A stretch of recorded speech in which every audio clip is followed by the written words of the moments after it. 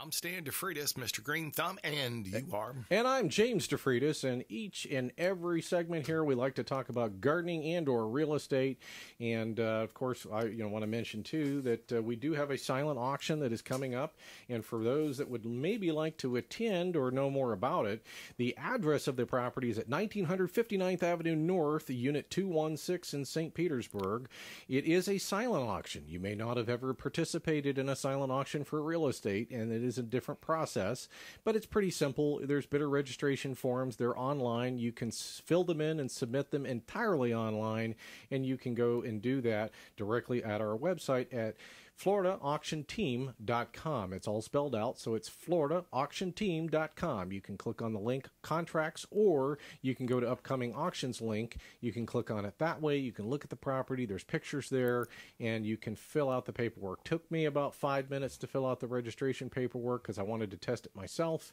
So even if it took you a little bit longer than that, we're not going to take more than about 10 minutes of your time if you are interested in a property that is very affordable living. It is a 55 and up community, but it's gorgeous over there. Got a beautiful lake, fountains and everything, and it's got a lot of community people that are just excellent folks that live there. Nice big pool, nice library, and some really nice folks too. I mean, I remember walking around talking to some of the folks up there, and everybody was friendly, and everybody was welcoming of our client when he came there. He came there 2 years ago.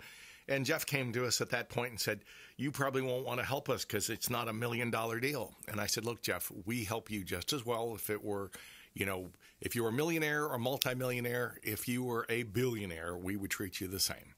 And so not that we're saying we wouldn't work with a billionaire. I mean, it's not. I want to make that clear. I think we've got Branson on line 3, but no, he's back from space. Matter of fact, he made it back. I bet he was happy once he got back down too, because I bet when you're up there at 55 miles in space, you're going, I hope everything holds together. Well, I noticed that Bezos, who is a competitor to Branson in the space field, goes, "That's not really space." Yeah, I'm sure. Because he need to be another 5 miles up, right? But but I thought Sir Richard Branson had a great comeback for that, because he said, "Well, when you can do a somersault and you're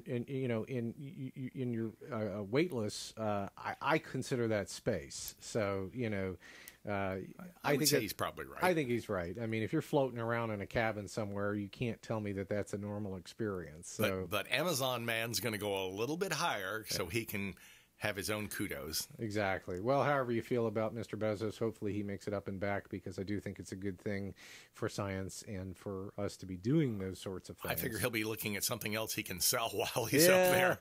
He'll probably have an easy button up there. Do you need some more stuff to be shipped up here? Because we can do it. There'll be a nice bright blue Amazon truck coming up your way there. And if you can afford it, we'll take your stuff up by this and then bring it down. Actually, I do think in the next few years, it'll be amazing that we will see people going from New York or Florida to California, and they'll go up. Let's say you need to be there in an hour. Yeah, they're less. gonna make it to where you can do that in an hour and maybe have a little space experience in the process.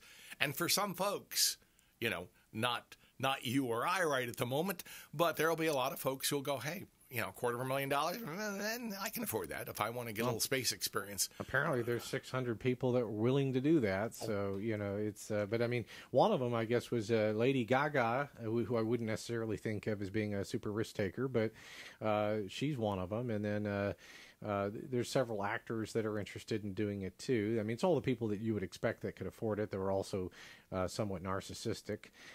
So yeah, that makes perfect sense. But shifting away from the space thing, one of the things that I thought was kind of interesting that made the news recently, and again, I always try to find news that's local, because I find if you want to go and find about stuff that's happening nationally, you can turn on any of the news online or go to your cable networks. But sometimes I try to find stuff that is local. And the title of the article, now this did get some national attention. It's a Tampa Bay-based realtor, and he's the guy that, for those that hadn't heard about it, his name is, and I'm going to butcher it, and I apologize, his name is Philippa Main, and he has been using a tactic called honest listings. And he basically goes in and describes some of his properties as the worst house on the street. It's terrible. The doors are falling down. Make me an offer the type of deal. This is an example of something he says. For example, it includes an original electric fuse panel box. It's likely unsafe, but it has vintage charm. He then writes, carpet's older than average, has weird smell. The kitchen hasn't been updated since the home was built. So make sure you have money for that. Make sure you bring the Tiffany & Co. lover of your life, because I'm sure the kitchen will just dazzle them. So it's one of these things. He's using a little bit of comedy and a little bit of honesty in order to try to garner attention for some of these properties. That's good. Yeah. Because a lot of people are looking for the flipper, and there's a million of folks out there that come to us and call us and go, I want to get that property where I can put a coat of paint on it and make $1 million. Well, normally, it's going to be, is the roof good? Is the flooring good?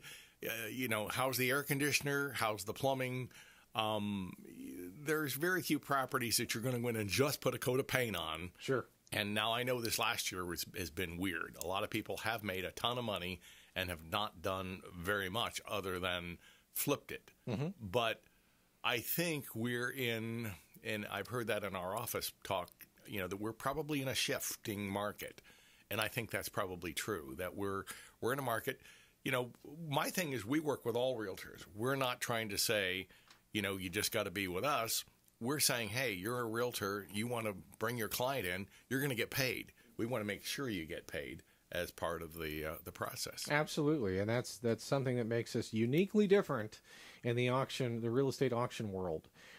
We try to make sure that and I shouldn't say we do make sure that buyers agents get paid. One of the things that has always killed me is that there are other competing companies out there that do what we do, and a lot of them will pay 1% buyer's commission. Right. And I just find that somewhat insulting. I think, what that means is that you're relying entirely on your customer to pick out the piece of real estate you didn't want to show because you knew you weren't going to get paid, and they begrudgingly go along. Now again, if the property is of a certain amount, maybe 1% is good enough, but even there, that would irritate me even more if I was looking at $1 million listing and I thought I was going to walk away with $10,000 for a client that it was in my sphere for several years before something actually happened. I would find that a little frustrating, and I would remember that auction group didn't take care of me. Unlike us, and one of the things I would say with Keller Williams Auction Division, which is what we run now, is we take care of everybody. We take care of the originating agent, we take care of the buying agent, and we make sure we get paid. Everybody wins, everybody's happy. Sure, and that's the way it should be. We try to treat your customers like you treat your customers if you're a good realtor, and I'm sure you are.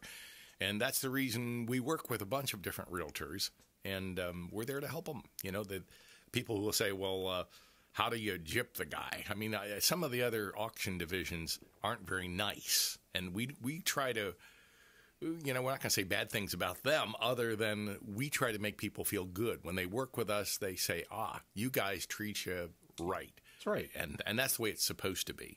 And we try to make sure every agent is treated correctly. And if you do that, it'll come back to you tenfold. And that's the way it's supposed to be. You go out and do the job the right way and respect your clients. And I think you're going to be happier. Exactly right. So, the other part of our show, of course, is gardening. And as we go into the heat here, of course, this July, August, somewhere, whenever you get around to hearing this program, what do people start to do when it's exceedingly hot in the gardening space, other than avoid gardening entirely? Well, they appreciate their trees, for one, but we'll talk more about that when we have Kelly on.